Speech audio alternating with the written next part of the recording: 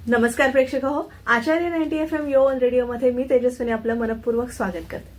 प्रेक्षक हो, आजच्या आपल्या सेलिब्रिटी शो मध्ये ज्येष्ठ अभिनेते दिग्दर्शक श्री अनिल गवस सर आलेले आहेत। सर, मनपूर्वक स्वागत तुमचं आचार्य 90 FM मध्ये। सरांच्या व्यस्त शेड्यूल मधून आज ते वेळात वेळ काढून आलेले आहेत, खास त्यांच्या विद्यार्थिनीसाठी आलेले आहेत। म्हणजे मला शिष्य म्हणून घेण्यात फार अभिमान आहे। सरांबरोबर एक नाटक करण्याचा योग आला होता।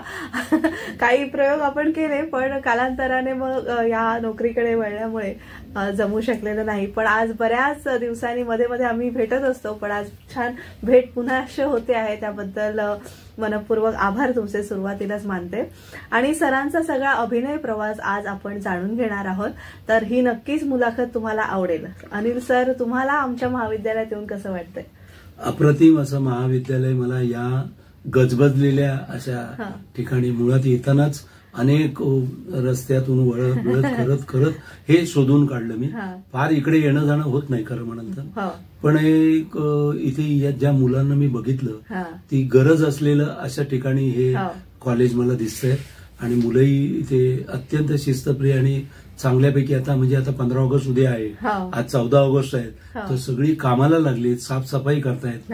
म्हणजे असं कॉलेज मधलं वातावरण आता किती वर्षानंतर, आता आमच्या मला पण कॉलेजमध्ये जाऊन झाले, आम्ही कधी केलं नाही कामं, पण आता ही सगळी कॉलेजची मुलं करताना बघून पूर्वीचे दिवस, कॉलेजचे दिवस आठवले। फार छान वाटलं आणि चांगला प्रिमायसिस आहे, फार मोठा कॅम्पस आहे। असं आणखीन तुमच्याकडे मुलं पण तरुण आणि छान, म्हणजे अगदी लहान पण दिसत आहेत, मुली फार दिसत आहेत जास्त करून या कॉलेजमध्ये। थोडंसं मला वाटतंय मुस्लिम पण मुली आहेत, तर असा एक वेगळा। सरांना मी विचारलं, म्हणजे सर हाडाचे शिक्षक आहेत आणि सगळ्या तरुण पिढीला घडवण्याचं मोठं काम ते आज करत आहेत, गेली अनेक वर्ष। म्हणजे स्वतः अभिनेता होऊन स्वतः बिझी असण्याबरोबरच ते पुढची पिढी कशी अभिनय क्षेत्रात कार्यरत राहील याचा त्यांनी ध्यास घेतलेला आहे आणि त्या ध्यासाने सर कार्यरत आहेत। सर, अगदी मी तुम्हाला कोकणात घेऊन जाणार आहे सुरुवातीला, म्हणजे थोडंसं बालपण, शिक्षण याविषयी जाणून घ्यायचंय। म्हणजे कुठलं गाव तुमचं आणि मग मुंबईकडे तुम्ही कसे आलात त्याविषयी थोडंसं सांगा। हा, माझा खरा जन्म मुंबईचाच, परळच्या ठिकाणी सुपारी बाग म्हणून, म्हणजे दामोदर हॉलच्या मागेच बीएसटीच्या 2 बिल्डिंग होत्या, तिथे आमचं कुटुंब म्हणजे माझे वडील, आई आणि माझी भावंड। माझा जन्म परळचा। 10 वर्ष मी परळमध्ये होतो, पण या 10 वर्षाच्या काळात म्हणजे माझं गाव आमचं बांदा, मी सावंतवाडीच्या पुढे 11 किलोमीटर बांद्यापासून 2 किलोमीटरवर वाफोली म्हणून आहे, एक दोडा मार्गला गेलाय आणि एक पत्रादेवीला गेलाय, आणि तिसरा आमच्या बांद्यातून वाफोलीकडे गेलाय, जो आता दांडोलीतून याला आंबोली घाटाला वगैरे जातो।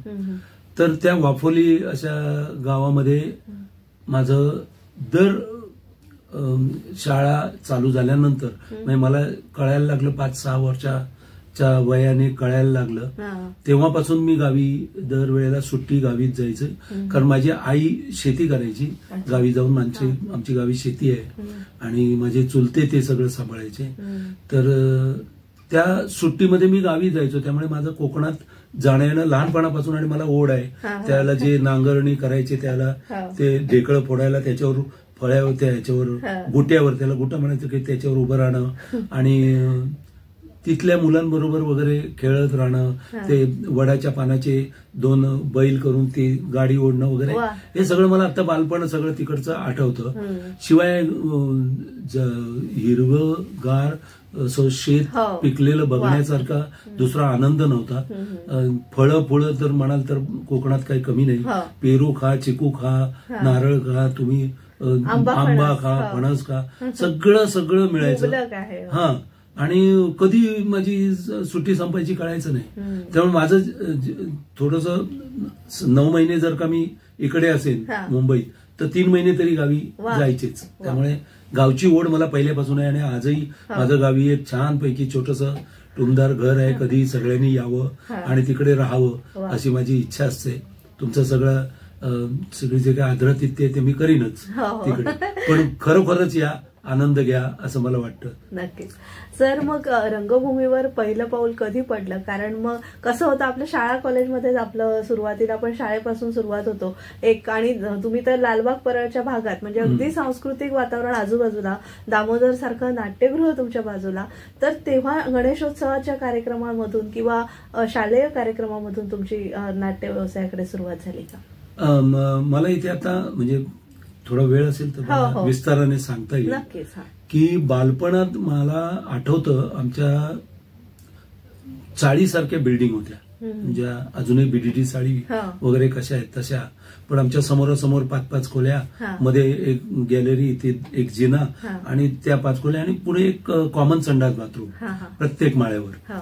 तर त्या ठिकाणी आमच्या जी माळ्यावरती एक गुरव म्हणून गृहस्थ, म्हणजे आमचे शेजारी, ज्यांच्याशी आमचा घरोबा होता, तुकाराम गुरव म्हणून, तर ते कंडक्टर दरवेळेला यायचे जेव्हा कामावरून, तेव्हा त्या ड्रेसमध्ये, आणि त्याला पूर्वी ते अॅल्युमिनियमचे वगैरे तिकिटाचे असायचे आणि ते डबे आणि ते घेऊन यायचे.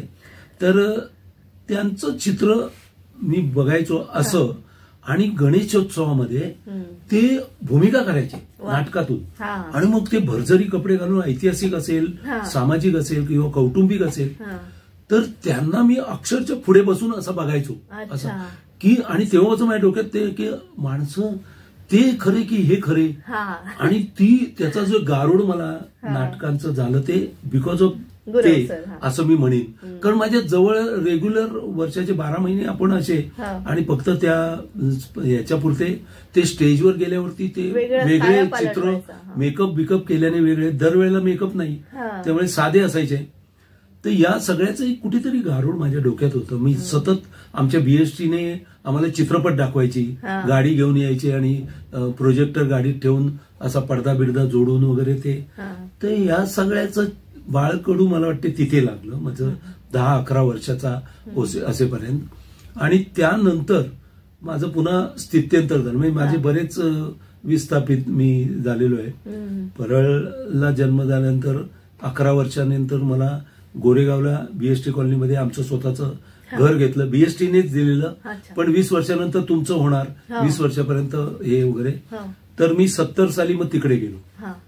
ते 70 ते 2003 पर्यंत मी गोरेगाव बीएसटी कॉलनीत, गोरेगावच्या परिसरात होतो, आणि तिथून नंतर मग 2003 मध्ये मी बोरिवलीला गेलो राहायला, आणि आता बोरिवलीला आहे. आता ही 3 टप्पे आहेत माझे, 3 ठिकाणची 3 सांस्कृतिक केंद्र मला जवळून बघता आली. आणि गोरेगाव तर अख्खी फिल्म इंडस्ट्रीज तिथे आहे. तिथे चित्रनगरी वगैरे, म्हणजे आम्ही वेस्टला असलो तरी ती चित्रनगरी, आणि तिथे आहेच खरंच संस्कृती.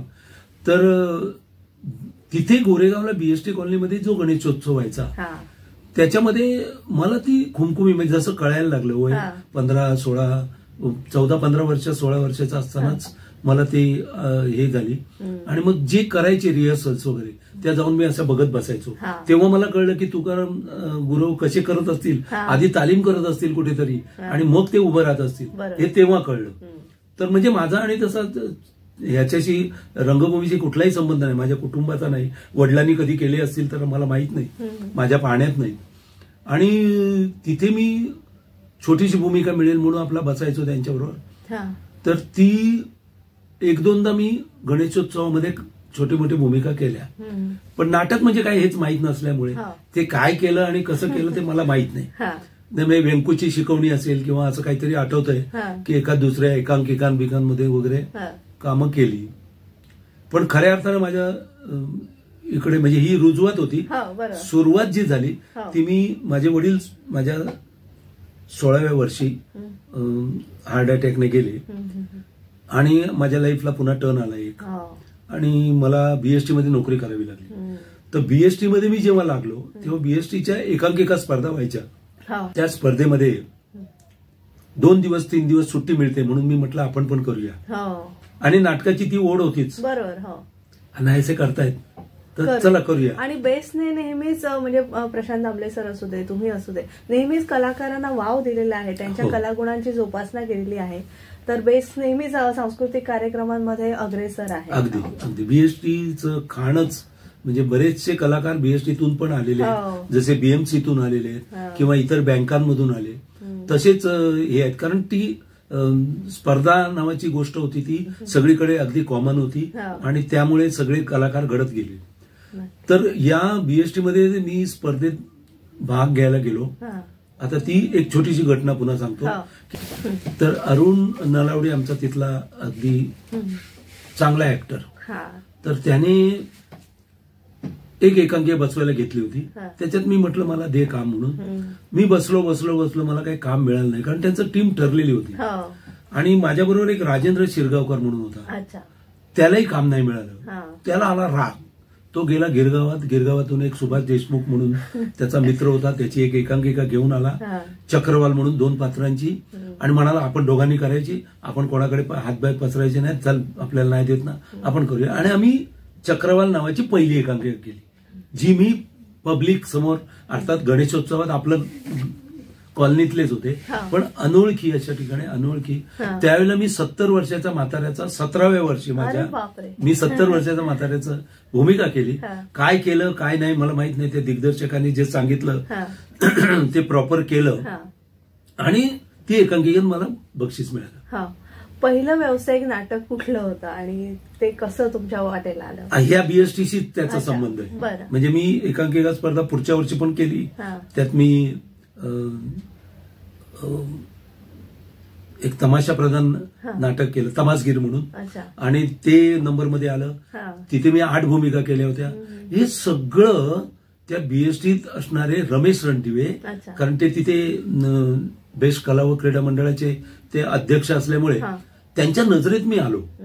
आणि मग त्यांनी मला दौऱ्यासाठी वसरणच्या मध्ये काय होतं, सगळी कांबळींची मंडळी भरलेली होती आणि ते सगळे नोकरी धंद्याला होते, आणि त्यातून ते रजा काढून वगैरे मुंबईतले प्रयोग करायचे. आणि नाटक चांगलं जोरात चालू झालं होतं आणि त्यांना आता दौऱ्याला सुट्ट्या मिळेनात. मग रिप्लेसमेंट म्हणून मला रमेश रणदिवे म्हणजे माझे पहिले गुरु, की ज्यांनी मला 2 एकांकिका काय केल्या, त्या 2 अभिनयाची काय बक्षिसं मिळाली आणि डायरेक्ट मला वसरण सारखं नाटकात उभं केलं. आता ते एक वस्त्रहरण हे माझं पहिलं व्यावसायिक नाटक. म्हणजे मी पहिल्याच नाटकात हाऊसफुल शो ची मला पाठी बघायला मिळाली. आयुष्य बघा कसं, मग कल्पना नसताना मला बरंच काही मिळत गेलं. आणि यासाठी मी देवाचे पण आभार मानीन आणि त्या लोकांचे मानेन जे माझ्या आयुष्यात आले, ज्यांनी मला असं फुलासारखं उचललं आणि अमुक ठिकाणी ठेवलं, तिथे माझं आयुष्य घडत गेलं. हे सगळी लोकांचं क्रेडिट आहे. मी निमित्त आहे, म्हणजे मी काही तसं नाहीच आहे. मला ऍक्टर विक्टर म्हणजे काय क्वालिटीज वगैरे कोणी कुठेही हात धरून शिकवलं नाही, का माझं कुठलंही अकॅडमिक कुठलं शिक्षण नाही त्या बाबतीतलं. पण तरी सुद्धा जे बघत गेलो, जे शिकत गेलो, जे मिळत गेले, त्यांना वाचत गेलो. आणि हे वाचता वाचता मला एवढं काही मिळत गेलं की मी आज तुमच्यासमोर ही अशी मुलाखत देण्यापर्यंत सेलिब्रिटी म्हणून बसलाय. नक्कीच. तर वस्त्रहरण नंतर बरीच नाटकं झाली. हो, म्हणजे जवळजवळ माझ्याकडे लिस्टच आहे. 25 नाटकं तुम्ही केलेली आहेत. म्हणजे किचक वध म्हणू नका, वस्त्रहरण त्याचा उल्लेख केलात, मोरूची मावशी म्हणजे हे माइलस्टोन नाटक तुम्ही केलं विजय चव्हाण सरांबरोबर, आमचं नाव बाबूराव विजय कदम सरांबरोबर. कदम बिचारा वारले, त्याच्या आत्मेला शांती मिळो. हो, अधांतर, रणांगण सारखं अविनाश नारकर सरांनी काय काम केलं, खरंच सदाशिव भाऊ. आणि असे एकाहून एक सरस नाटकं तुमच्या नशीब आहे. आताची माझी ती स्वराज्य रक्षक संभाजी फारच गाजली. हो, मालिकेबद्दल मी तुम्हाला विचारणारच आहे, पण मला नाटकांविषयी नाटक त्याचं शंभूराजे नाटक मी डिरेक्ट केलेलं आहे. अच्छा, शंभूराजे. शंभूर. आता मी काम केलं नाही मी त्याच्यात, पण मी कामं केलेली वनरूम किचन विचन सारखी नाटकं आहेत. सौतारा सखाराम आहे, अनेक नाटकं आहेत. अगदी सांगायचं तर अधांतर अप्रतिम नाटक माझ्या आयुष्यात आलं.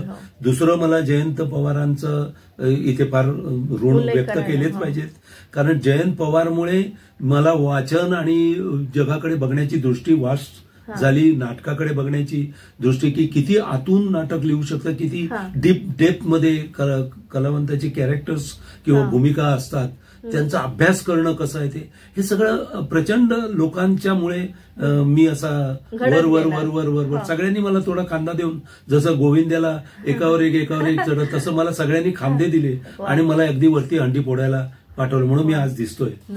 तर या जयंत पवारांचंच डेंजर वारा सुटलाय.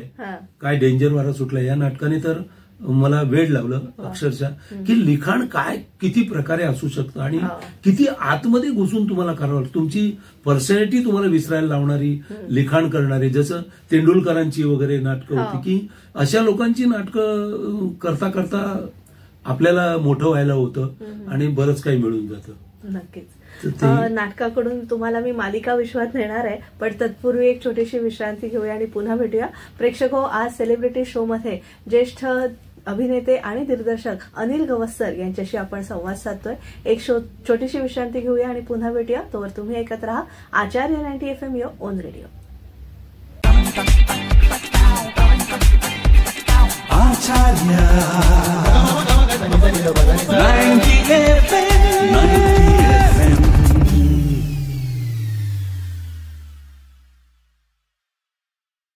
तुम्हा सगळ्यांचं पुन्हा एकदा स्वागत. तुम्ही ऐकत आहात आचार्य 90 FM योर ओन रेडिओ आणि आज आपण सेलिब्रिटी शो मध्ये अनिल गवस्कर यांच्याशी संवाद साधतोय. सर, नाटकांकडनं आता मगाशी म्हटल्याप्रमाणे आपण मालिकांकडे बोलूया. मराठी मालिका देखील तुम्ही बऱ्याच केलेल्या आहेत आणि त्या सुद्धा अगदी आजता सगळ्या प्रेक्षकांच्या अगदी मनावर त्यांनी राज्य केलेलं आहे. म्हणजे दामिनी तर एवढी सुंदर मालिका आणि सगळ्या सह्याद्रीच्या जास्ती आहेत त्याच्यामध्ये. दामिनी होती, मग असंभव, श्रीयुत गंगाधर टिपरे, खूप नावाजलेल्या या मालिका. तर मालिकांमध्ये काम करतानाचा काय अनुभव किंवा सगळ्यात आवडती मालिका तुमची कुठली आहे? तसं पाहायला गेलंच ना तर मी स्वतःला काही फार मोठा नट समजत नाही. ज्या ज्या भूमिका मला वाट्याला आल्या किंवा माझ्यावर विश्वास ठेवून ज्या ज्या दिग्दर्शकांनी मला त्या भूमिका ऑफर केल्या तर त्या भूमिका मला अभ्यासपूर्ण कराव्या लागल्या. त्यामुळे माझ्या त्या आवडीच्या झालेल्या. कारण कुठली ही चांगली आणि ही वाईट असं नाही. प्रत्येक सिरियल स्वतःचं एक भागध्येय घेऊन येते जन्माला आणि ती पुढे चालली तर ती लोकांच्या लक्षात राहते, न चालली तर विसरून जातात. पण माझ्या बऱ्याचशा सिरियल्स या लोकांच्या लक्षात राहिल्या, दीर्घकाळ स्मरणात राहिल्या आणि 1000च्या वर एपिसोड झाले. अगदी म्हणजे अगदी दामिनीने तर रेकॉर्डच केला होता. पण तसंच बघायला गेलं तर असंभवने माझ्या रेकॉर्ड केला. गंगाधर टिपरे आजही लोक परत परत बघतात, असंभव बघतात, अगदी राधाई बावरी बघतात. स्वामिनी सारखी सिरियल मी केली, ती लोकांना मध्येच बंद झाली लॉकडाऊनमुळे. आणि स्वराज्य रक्षक संभाजी, त्याच्यातला अंबीरराव. तर या भूमिका तसं कोणाशी कम्पेअर करता येणार नाही. आपापला त्यांचा एक असा आपापला असा एक वकूब आहे तो मला करता आला. असंभव मध्ये तर मी एका नोकराची भूमिका केली होती. तर या सगळ्या करताना ना मला जो आनंद मिळाला, मला जो आनंद दिला म्हणजे त्या लेखकांनी, त्या टीमने, दिग्दर्शकाने, कॅमेरामननी किंवा अगदी स्पॉट बॉयने सुद्धा वेळच्या वेळी चहा, गरम पाणी वगैरे त्या वेळी देणं, या सगळ्या गोष्टी आपण कसं काय आपल्याकडे घेऊ शकतो एकट्याकडे. त्यामुळे या सगळ्या टीमचं वर्क होतं आणि त्या टीम वर्कमध्ये मला हे मिळत गेलं आणि चांगले दिग्दर्शक नशिबात आले. म्हणजे सतीश राजवाडे सारखा दिग्दर्शक असंभवला होता किंवा मी बऱ्याचशा सिरियल ज्या वीरेंद्र प्रधानच्या केल्या, खऱ्या अर्थाने मला वीरेंद्र प्रधानने ओळख दिली.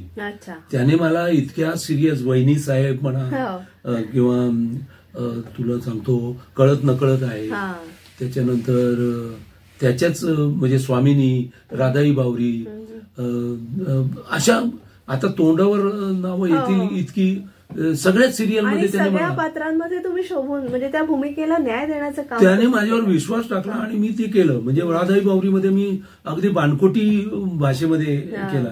काय झालं, तुझा काय म्हणणं काय, हा माझ्याशी असा वागतो असं बोलून करणारा पण कॅरेक्टर केलाय. एक मला फक्त आता माझी एक खंत आहे ती मला मालवणी भाषेतली एक अशी मस्त अशी भूमिका मला मिळावी आणि ती मी माझ्या मालवणी भाषेचं ऋण आहे, माझ्या ऋण आहे, ते फेडता आले तर मला फेडायचे आहेत. आणि माझ्या लोकांनाही आपल्या जरा नाव आमच्या मालवणी भाषेला एक दर्जा जो मच्छिंद्र कांबळींसारख्यांनी अगदी 7 समुद्रापार नेऊन दिला, आजही त्यांचं वस्त्रहरण जोमाने चालू आहे. दिगंबर नाईक सारखा उत्तम नट त्यांची भूमिका करतोय. तर हे सगळं आहे पण ते एका लिमिटमध्ये आहे. सिरियल्स वगैरे मधून तुम्ही घराघरात पोहोचता, अक्षरशः देशाबाहेर सुद्धा जाता, इंटरनॅशनल लेवलला जाता. तर ही भाषा पण एक आहे जिला अजूनही प्रॉपर बोलणारी मला कलावंत फार कमी दिसत आहेत, फार रेअर आहेत आणि तशा भूमिका सक्षम नाही दिसत आहेत. तर तशी एखादा लिहिणारा जर लेखक असेल तर मला ती करायला आवडेल असं मला आता या निमित्ताने सांगावंसं वाटतं. तर आणि भूमिका जेव्हा तुमच्याकडे येते किंवा भूमिकाच तुम्हाला खरं तर निवडते ती साकार करण्यासाठी, पण नेमका एक अभ्यास कसा करता एक अभिनेते म्हणजे ज्येष्ठ अभिनेते आहात म्हणून मी तुम्हाला विचारते. हा बरोबर आहे, कारण आता आपल्याला जेव्हा भूमिका आपल्याकडे येते तेव्हा आपलं एक विशिष्ट वय असतं. म्हणजे समजा मी 25व्या वर्षी करतोय, 30व्या वर्षी करतोय, 35व्या वर्षी करतोय, तर 35व्या वर्षी ते 35 वयाचं वगैरे कॅरेक्टर असतं. पण 35च्या पुढचा प्रवास आपला आता सिरियलमध्ये सुरू होतो. 35च्या आधी काय घडलंय हे त्या संपूर्ण कॅरेक्टरवरून, त्याच्या संपूर्ण रूपरेखावरून, त्याची एकमेकांची नातेसंबंध असल्यावरून, त्याच्या स्वभावावरून हे सगळं नॅरेट केलेलं असतं.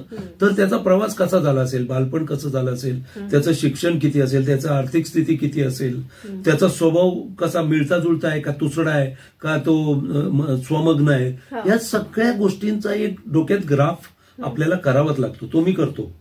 माझ्या पाहण्यात अनेक लोक आहेत, कारण मला या नाटकामुळे माणसं वाचायची एक सवय लागली. त्यामुळे जी लोक वेगळी दिसतात, वेगळी वागतात, त्या लोकांच्याकडे माझं लक्ष पटकन जातं. याला एक अवलोकन म्हणतात किंवा निरीक्षण शक्ती लागते आणि क्युरिओसिटी हवी तुमच्यामध्ये. ती चिकित्सा हे पाहिजेच की मला कळलं पाहिजे हे काय आहे, असं का वागतो, असं का चालतो, असं का बोलतो. तर भाषा विषयापासून ते वाचनाने भाषा मिळते, डोळ्यासमोर कल्पना रम्यता मिळते. आपलं कल्पना विश्व मोठं असेल तर या भूमिका मग त्याच्यात फिट बसतात. त्याप्रमाणे मी केल्या. बरोबर. पण ऐतिहासिक भूमिका जर वठवायची असेल तर काही पुस्तकांचा संदर्भ घेणं गरजेचं असतं.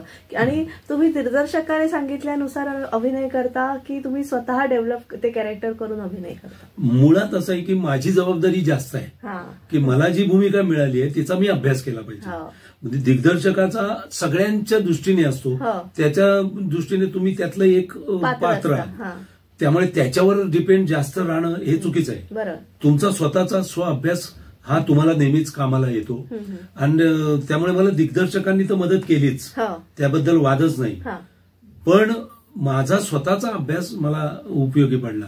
आणि या सगळ्याला मी म्हणालो की मला जयंत पवार सारखा, आमच्या वीरेंद्र प्रधान सारखा, सतीश राजवडे सारखा ही मंडळी आयुष्यात नाही आली असती तर आम्हाला एक व्ह्यू नाही मिळाला असता. एक तो आपल्याला फोकस करता येतो किती प्रकारे, तो करता आला नसता. बरोबरच्या कलाकारांकडून मिळालं, त्यांचं काम करण्याची ती जी लगन आहे, अभ्यास पूर्ण करणं, त्यांचा कमांड, त्यांचे कॉन्फिडन्स हा तुम्हाला पण एक कॉन्फिडन्स देत असतो. त्यामुळे आजूबाजूच्या जगामध्ये स्वतःला टाकलत तुम्ही का तुम्ही प्रॉपर होऊन जाता. पण तुम्ही स्वतंत्रपणे अगदी वेगळं वेगळं करत बसाल किंवा दिग्दर्शकांनी मला सांगावं मग मी तेवढंच करीन, तर मग तुम्ही तुमच्या जागी 10 पर्याय आहेत, तुम्हीच आहात असं नाही. तुम्हाला तुमचा अभ्यास असेल तर दिग्दर्शकाला सुद्धा कधी कधी वाटतं अरे ह्याचा तर मी विचार केला नव्हता जो याने समोरून दिलं. तर हे जे आपलं कॉन्ट्रीब्युशन लागतं, जे नाटकात सुद्धा लागतं अर्थात, ते ह्या कॉन्ट्रीब्युशनमुळेच तुम्हाला कामं मिळतात. तुम्ही लक्षात राहता आणि तुमच्यावर विश्वास टाकण्यात येतो. अनेक तसा माझ्यावर वीरेंद्रने टाकला. बरं. आणि हे आपलं म्हणजे सगळं मालिका विश्व असू दे, नाटकांचं विश्व असू दे, एक टीम वर्क असतं. अगदी. आणि या निमित्ताने म्हणजे एवढी सगळी अजरामर नाटकं आणि मालिका तुम्ही केल्या आहेत, त्या निमित्तानं अनेक कलाकारांबरोबर तुम्हाला काम करण्याची संधी मिळाली. आणि दिग्गज कलाकारांबरोबर काम करतानाचा अनुभव कसा होता आणि त्यातले काही मोजके अनुभव आम्हाला जरूर सांगावेत. अगदी म्हणजे सगळ्यांशीच मी काम केलं. म्हणजे अगदी लागून पासून सुद्धा मोहन जोशी बिशी सगळ्यांबरोबर काम करण्याचं योग आला. कसं आहे माहितीये का की मला माझा जो अनुभव आहे सगळं सहकलाकारांबद्दल, तर जी नवीन पिढी येते ती शिकण्यासाठी उत्सुक असते. ती कधी कधी तुमच्याशी संपर्क साधते. जेव्हा शूटिंग नसतं किंवा शॉर्ट रेडी होत असतो, मधल्या काळात आपण एका रूम मध्ये असतो, तेव्हा ते अनेक प्रश्न विचारून सर मला हे वाक्य जरा कळलं नाही तुम्ही सांगाल का, त्यावेळेला त्यांच्याशी संवाद साधताना मजा वाटते. त्यांना समजावून सांगताना या सीनचा ग्राफ, याच्यामध्ये तुमचा भूमिका, हा सीन कुणाचा आहे. आपण कधी दुसऱ्याचा सीन असताना आपला सीन करायला जायचं नाही, पण तो करताना मात्र तुमचं तुम्ही कॅरेक्टर सोडू नका.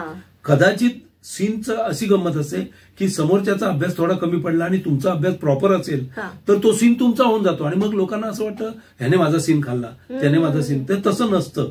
प्रत्येक जण आपली लाईन करत असतो.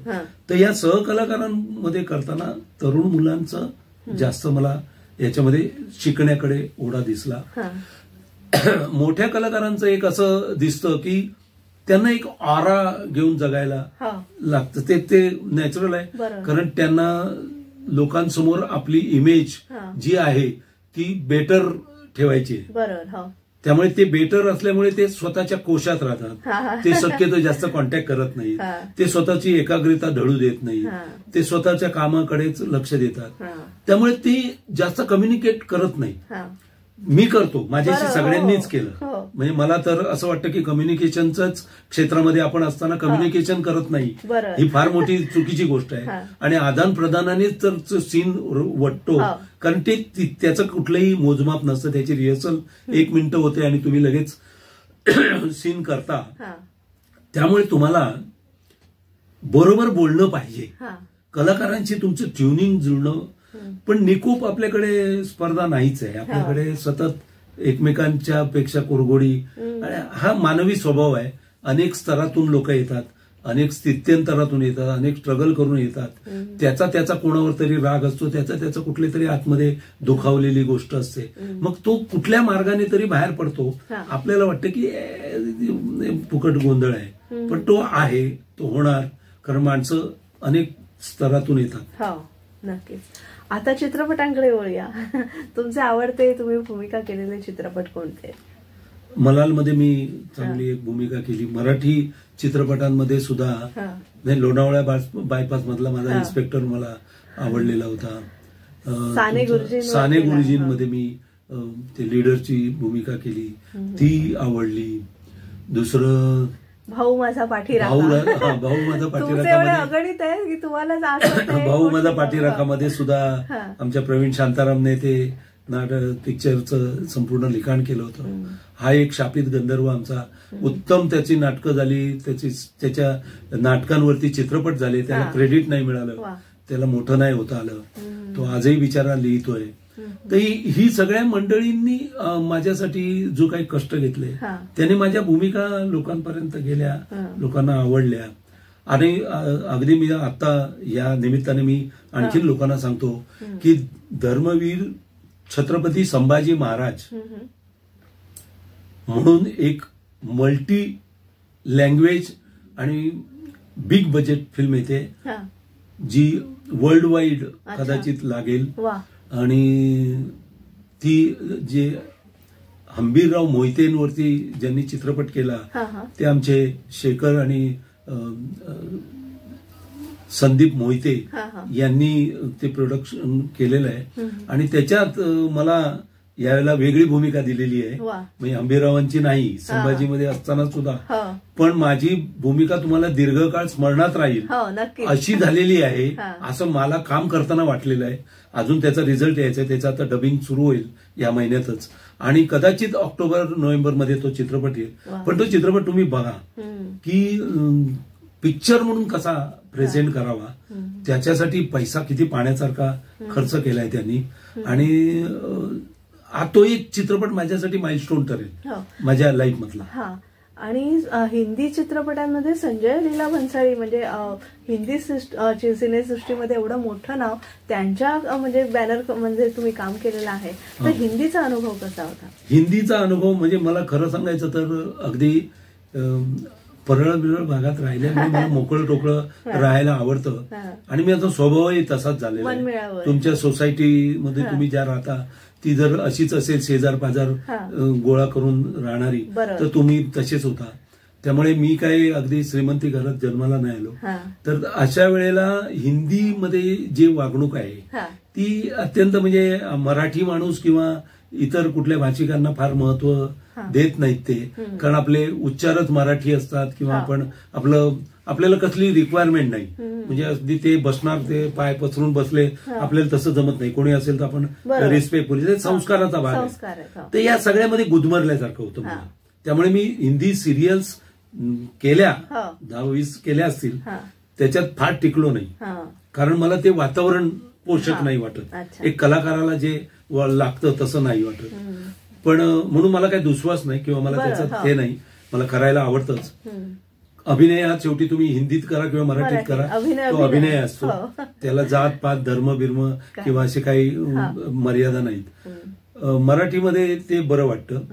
तर हिंदीमध्ये मला मलाल सारखा संजय लीला भन्साळींकडे कसं पोचता आलं, तर कामातून काम मिळतं. मी टिंग्या नावाचा चित्रपट केला होता मंगेश आढवळे बरोबर, जो या चित्रपटाचा दिग्दर्शक. आणि त्याला एक असा फेस हवा होता की मध्यमवर्गीय कुटुंबाचा असा चेहरा असलेला, त्याला चित्रपटातून किंवा सिरियलमधून ह्या माध्यमाची त्याला माहिती असायला पाहिजे, पण तो जास्त फेमस हिंदीमध्ये नसावा. मग त्याने असा चेहरा शोधत असताना त्यानेच मला सांगितलेली ही गोष्ट सांगतो की त्याच्या मुलाने एकदा टिंग्या, त्यासारखा बघतो मुलगा त्याचा, टिंग्या कधी कंटाळा आला की त्याचा मुलगा तो टिंग्या लावून बघतो. तर टिंग्या चालू असताना ह्याने सहज असं लक्ष गेलं तर त्याला त्याच वेळेला माझा सीन चालू होता. तो सीन बघितल्यावर त्याला माझं मी आठवलो, कॅरेक्टर सापडलं. तो म्हणाला हे हे हे कुठे आहेत, हे मला हवे. आणि मग त्याने माझा नंबर शोधून काढला, मला फोन केला, मला म्हणाला असं असं एका चित्रपटासाठी तुम्ही ऑडिशन द्याल का. तर म्हटलं केव्हाही देईन, तसा हिंदी चित्रपट आहे तर तुम्ही अशा अशा ठिकाणी या. गेलो तर म्हणजे त्याच्या ऑफिसमधून आला होता आणि मी गेलो तर हा मंगेश किती वर्षांनी भेटला. तर मी म्हटलं अरे क्या बात आहे. तर म्हणाला मीच करतोय आणि मी असं असं याने तुम्हाला बघितलं आणि मला वाटलं तर तुम्ही या चित्रपटाच्या भूमिकेला जवळजवळ जाणार आहात, तर आपण लुक टेस्ट करू, तुमचे जरा एक ऑडिशन करू. आणि मला तो चित्रपट मिळाला. तेव्हा मला कळलं की हे संजय लीला भन्साळींचं प्रोडक्शन. त्यामुळे अशा पद्धतीने तो चित्रपट मला मिळाला, फार चांगला झाला. नक्कीच अशाच आपली चर्चा चालू ठेवूया, एक छोटीशी विश्रांती घेऊया आणि पुन्हा भेटूया. प्रेक्षक हो, तुम्ही सेलिब्रिटी शो मध्ये आज आपण संवाद साधतोय ज्येष्ठ अभिनेते आणि दिग्दर्शक अनिल गवस्कर यांच्यासोबत.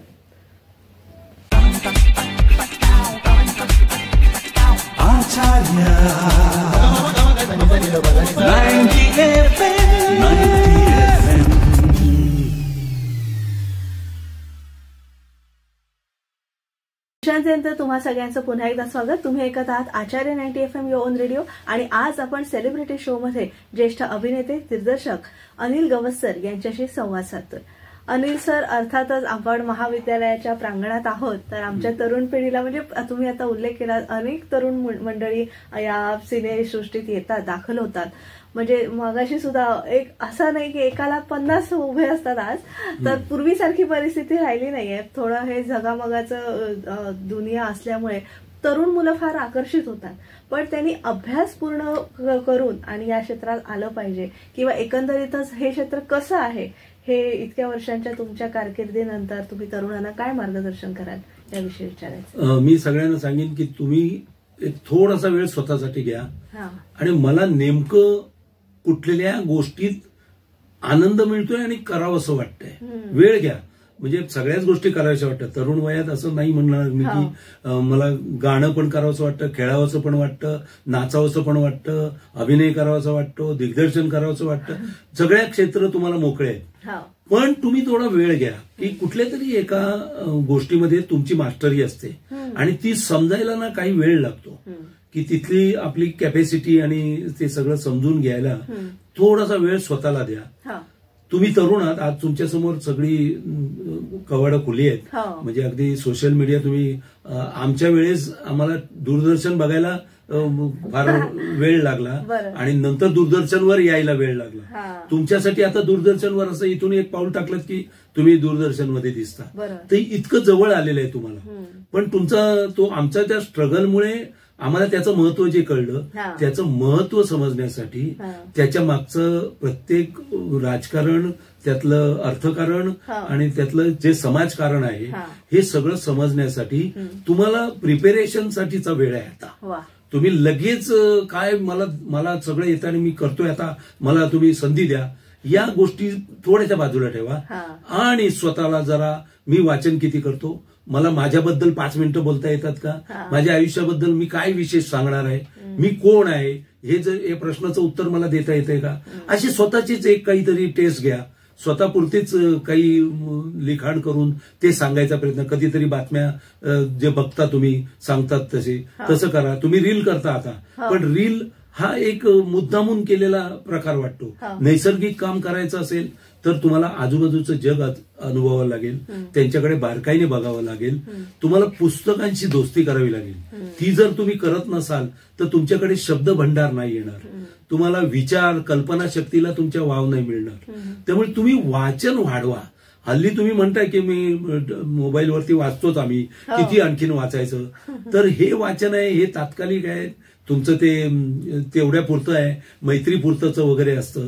पण खरं जे सकस लिखाण आपलं मराठीमध्ये अप्रिता अभिजात असं मराठी लिखाण आहे. अगदी म्हणजे माझ्या नाट्य क्षेत्रातल्यांची नावं घ्यायची तर विवा शिरवाडकरांपासून, म्हणजे ज्यांचे कुसुमाग्रज नाव आहे, किंवा कानेटकर आहेत, तेंडुलकर आहेत, कोल्हटकर आहेत, आम्ही ह्या लोकांमध्ये रमलो. यांनी आम्हाला भाषा वैभव दिलं, त्या वैभवावरती आम्ही जगलो, आमचं वक्तृत्व त्याच्यामुळे सुधारलं. तुमच्याकडे वक्तृत्व नाही, तुमच्याकडे शब्दांचे अर्थ तुम्हाला सांगता येत नाही, तुम्हाला लेखकाने काय लिहिलंय ते समजायलाच तुमची वृत्ती तयार नाही, तुम्हाला पाठांतर करायचंय आणि बोलायचंय, तर अशाने तुम्ही अभिनेते नाही होणार, तुम्ही पोपट व्हाल. आणि पोपट असे बरेच मिळतात बाजारात, त्यामुळे तो पोपट व्हायला हरकत नाही माझी. पण तुम्हाला जर का खरोखरच आपली स्वतःची पर्सनॅलिटी ओळखायची असेल तर तुम्हाला व्यायाम करायला पाहिजे, तुम्हाला रियाज केला पाहिजे, तुम्हाला चांगली गाणी संगीत ऐकायला पाहिजे, तुम्हाला छानपैकी बोलता आलं पाहिजे, वक्तृत्व म्हणून तुम्हाला एखादं छान संवाद कौशल्य तुम्हाला घेतलं पाहिजे. तुम्ही स्वतःला जिम मध्ये नेऊन म्हणा, हेल्थ वाईज दमचा श्वास हा जेवढा चांगला राहील, एक मैदानी खेळापासून सगळेच खेळ खेळून स्वतःला फिट ठेवा. समजलं का.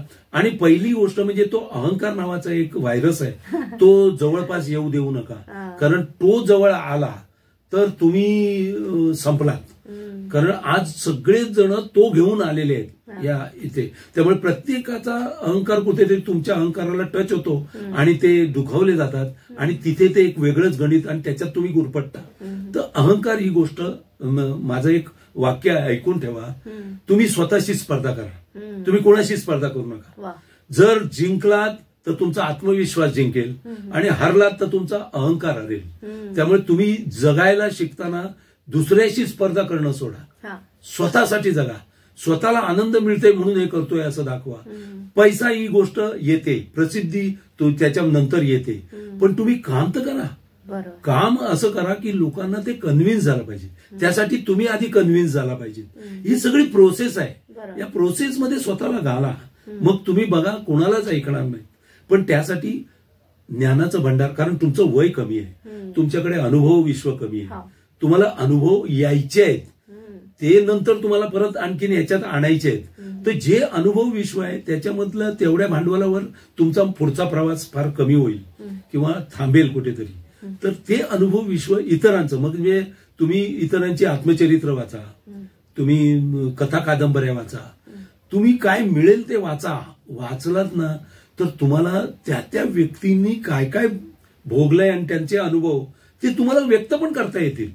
म्हणजे आता मला मगाशी सांगितल्याप्रमाणे की मी 17व्या वर्षी जर 70 वर्षाचा म्हातारा केला तर कुठेतरी मी तो बघितलेला होता, जो पाठीतून वाकलेला होता, त्याला मला तो करता आला. आणि मी जर ते आवाजापासून सगळं जर करू शकलो, तिथून माझी खरी सुरुवात चांगली झाली. की मी पहिल्याच वेळेला जर 70 वर्षाचा करतो तर मी 17 वर्षाचा करायला मला काही प्रॉब्लेमच नाही, कारण माझं ते वयच आहे. त्यामुळे तुम्हाला आता ज्या भूमिका मिळतात तुमच्या वयाच्या मिळत आहेत, तुमच्या वयाच्या वेगळ्या मिळाल्या तर तुम्हाला तिथे अनुभवाचं गणित घालावं लागेल, तिथे तो अभ्यास गरजेचा होईल. आणि सगळ्यात महत्वाचं म्हणजे शरीर जबरदस्त चांगलं ठेवा, शरीराबद्दलची माहिती घ्या. आपलं शरीर म्हणजे काय, आपले डोळे म्हणजे काय, आपलं कान म्हणजे काय, आपली जीभ म्हणजे काय, आपलं डोकं मेंदू म्हणजे काय, आपलं हृदय म्हणजे काय, आपली फुफ्फुसं म्हणजे काय, आपलं जठर म्हणजे काय, आपलं यकृत म्हणजे काय. आणि ही सगळी तुम्हाला मदत करत असतात, तुमच्यासाठी सदैव तयार असतात. अशा लोकांशी एकदा संवाद साधा, स्वतःशीच साधा, अरे यकृता मी तुला त्रास दिला काल, तर तो मला माफ कर, यापुढे देणार नाही. जठरा तुला त्रास दिला, जिभेला सांग की काय मी गरम गरम चहा प्यालो, तुला त्रास दिला. होतं ना, आपल्याकडून चुका होतात, पण तुम्ही तुमच्याशी कधी संवाद साधणार? आपण नेहमी सतत दुसऱ्यांशी साधतो. त्यामुळे आपल्याशी संवाद साधणं ही फार मोठी कला आहे आणि त्यातून तुम्ही घडणार. आणि मला तरी असं वाटतं की आणखीन फार सुज्ञच अधिक सांगणे न लगे, तुम्ही हुशार आहात, तुमच्याकडे सगळं आहे, फक्त ठहरावाची कमी आहे, घाई आहे करण्याची. थोडंसं स्लो जा, शांतपणे जा, काही घाई करू नका. 100 कामं करण्यापेक्षा 5च करा, पण ती लक्षात राहतील अशी करा. हे मी केलेलं आहे, हे तुम्हाला सांगतो, तुम्ही करू शकता. तुम्हाला कारण आता आर्थिक गोष्टी काय होत आहे, सिरियलमध्ये यायची घाई काय आहे, तिथे खायला मिळतं, प्यायला मिळतं, पैसे मिळतात, प्रसिद्धी मिळते, हे सगळं इझी मिळतं. त्याच्यावर नका भुलू. ते सहजासहजी नाही मिळत, ते मिळवावं लागतं. मिळवण्यासाठी तुम्ही काय करून आलाय, तयारी, तुम्ही काय PhD केली आहेत कशात, ती तुम्हाला दाखवावी लागते. आणि ते करण्यासाठी तुमच्याकडे आत्ता वेळ आहे. कृपया कृपया घाई करू नका, शांतपणे जा. वयाच्या 40व्या वर्षानंतर पण अनिल गवस जर या 20 वर्षात लोकांसमोर तेवढं जर दिसत शकतोय आणि नाव होऊ शकतंय, तर नॉट नेसेसरी की आता माझ्याकडे नाही झालं तर मी पुढे कधीच नाव कमवू शकत नाही. तर असं नसतं. वेळ आली की सगळं होतं. नाना पाटेकर सुद्धा 40 नंतरच लोकांच्या लक्षात आला, आजही काम करतोय. अमिताभला केवढं स्ट्रगल करावं लागला, अजूनही काम करतायत. Hats off to them. त्यांनी काय अडॉप्ट केलंय, त्यांनी शिस्त पाळली आहे, त्यांनी स्वतःच्या शरीराला जपलंय. त्यांच्या वडिलांच्या कविता ते सादर करतात. आई वडिलांप्रती त्यांचं किती प्रेम आहे. जे जे तुमच्या आयुष्यात मोठी माणसं येत आहेत त्यांच्याप्रती चांगले भाव ठेवा, आदर ठेवा. तुम्हाला खरंच पुढे जायला मिळेल. आता हे सगळं अंधश्रद्धा आहे आता तुम्ही म्हणाल, पण तसं नाहीये. एकमेकांचे व्ह्यूज आपल्याला पुढे नेत असतात, एवढंच सांगेन. आणि तुम्हाला खूप आशीर्वाद माझे. तुम्ही खरंच चांगलं चांगलं काम करा, विचारपूर्वक करा आणि स्वतःला सिद्ध करा. सर, एवढ्या सगळ्या म्हणजे ज्ञानाचं भांडार खरं जर आमच्या मुलांसाठी तुम्ही खुलं केलेलं आहे. आणि आता मी तुम्हाला विचारणार म्हणजे मालिका, नाटक आणि चित्रपट ह्या सगळ्या कामांच्या व्यस्ततेमधून तुम्ही एक वेगळा कार्यक्रम सगळ्या प्रेक्षकांसाठी घेऊन येत आहे. आणि तो म्हणजे एकपात्री म्हणू आपण, एकपात्री प्रयोग आहे. कारण पूर्वी शंकर वैद्य, नारायण सुर्वे यांनी एक परंपरा होती की गावोगावी जाऊन ते आपली कविता सादर करायचे. तसा तुम्ही पायंडा किंवा त्यांचा वारसा पुढे चालवत आहात. आणि त्रिवेणी हा एक सुंदर कार्यक्रम 2 तासाचा काव्यांजली आपण म्हणूया आणि ती सगळ्यांसमोर तुम्ही सादर करता. तर त्रिवेणीबद्दल आम्हाला थोडंसं जाणून घ्यायचंय. त्रिवेणी नेमकं काय आहे? कसं आहे की मी जसं ठरवलं की आपल्या एक वय होणार, हा कॅमेरा मला बाजूला करणार, मग मी काय करायचं. तर मी म्हटलं अरे मी एवढं वाचन केलंय की एवढं आपल्या लोकांनी एवढं लिखाण लिहून ठेवलंय, मग ते आपण का सादर करू नये. आणि मी खरं म्हणाल तर आता माझं ज्येष्ठत्व आल्यामुळे ज्येष्ठांबरोबर जास्त माझं सहसा होतं. तरुणांबरोबर आहेच, पण ज्येष्ठ आता माझ्या आयुष्यात जास्त आलेले आहेत. आणि ह्या ज्येष्ठांनी 50शीतले ज्यांनी जन्म घेतलेले आहेत, 50-60ीतले, 70ीतले, त्यांनी आम्ही सगळी स्थित्यंतर बघितली. म्हणजे अगदी नुकताच स्वातंत्र्यवीर, आता उद्या आपला 15 ऑगस्ट आहे, स्वातंत्र्य दिन साजरा होणार आहे. त्याच्यानंतरची पिढी आमची, त्यामुळे आम्हाला त्याची खाणाखुणा बघायला मिळाल्या.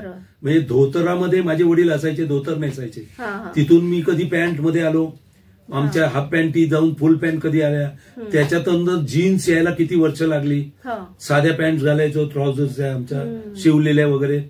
या सगळ्यातून आम्हाला टीव्ही आला, आम्हाला मोबाईल आला, आम्हाला लॅपटॉप आले, आम्हाला कॅमेरे आले, किती स्थित्यंतर आम्ही बघितली. पण आमचा बेस जो होता ना तो पूर्णपणे त्या लिटरेचरवर होता. आम्हाला ते वाचन करायला लावलं होतं. मग याच्यामध्ये मी महत्वाचं म्हणजे आत्ताच माझे आई वडील आणि माझी मोठी बहीण यांना फुल क्रेडिट देईन. माझी मोठी बहीण MA BA BEd सगळं काही जेवढं शिकता आलं तेवढं शिकली. लग्नानंतर पण शिकली. तिने माझ्यावर फार मेहनत घेतली.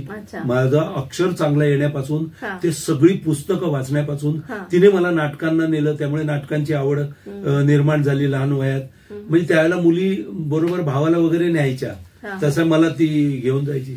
या सगळ्याचे संस्कार माझ्यावर जे झाले, आता हे चांगले संस्कार घेऊन आम्ही जाणार कधीतरी, काहीतरी आम्ही इथून एक्झिट घेणार.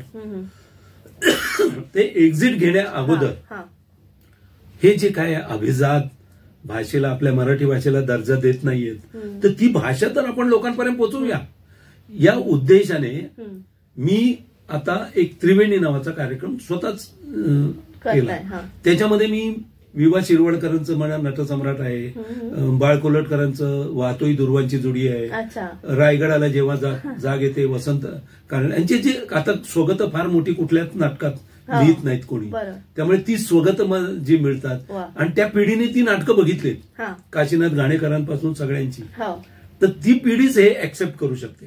त्यामुळे त्या लोकांना डोळ्यासमोर ठेवून एक त्रिवेणी नावाचा कार्यक्रम केलाय, ज्यात आम्ही विंदा करंदीकरांपासून, कुसुमाग्रजांपासून, गदी माडगुळांपासून, माडगुळकरांपासून ते अगदी नारायण सुर्वे वगैरे आणि आताचे पण काही कवी असतील, यांच्या काही निवडक कविता ज्या आम्ही अशा सादर करतो.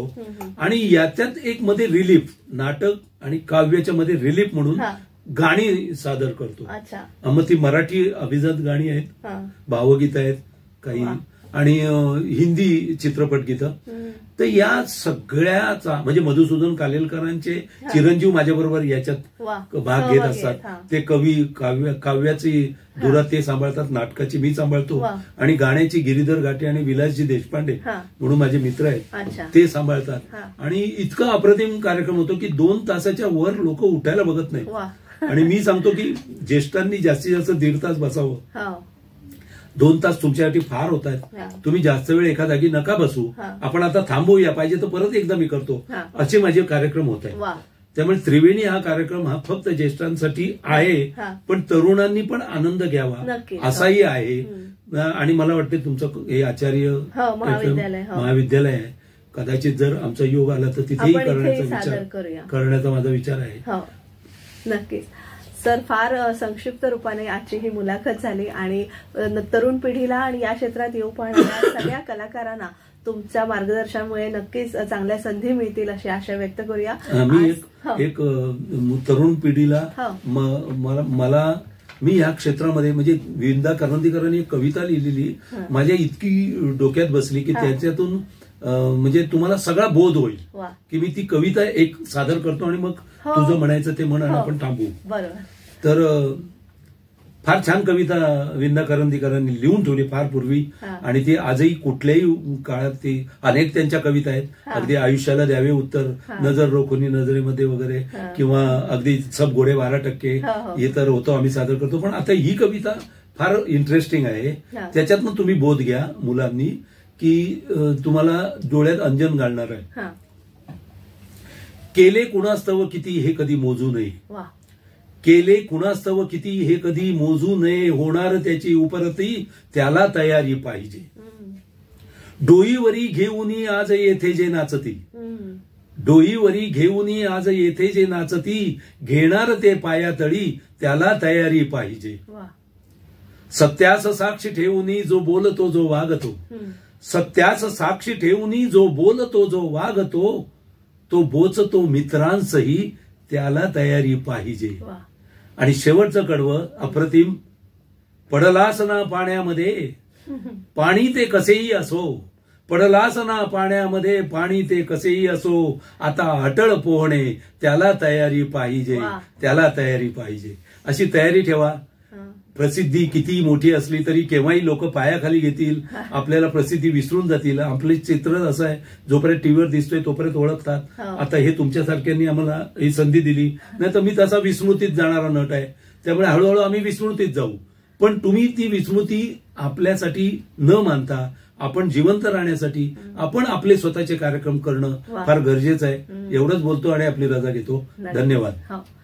तर प्रेक्षको, आज सेलिब्रिटी शो मध्ये अनिल कवस सर समाविष्ट झाले होते. सर, तुम्ही आलात त्याबद्दल मनपूर्वक आभार. धन्यवाद. पुन्हा नवीन सेलिब्रिटीसह भेटूया पुढील सेलिब्रिटी शो मध्ये. तोवर मी तेजस्विनी आपला निरोप घेते. तुम्ही मात्र ऐकत रहा आचार्य 90 FM यो ऑन रेडिओ. धन्यवाद. धन्यवाद. आचार्य 90 FM 90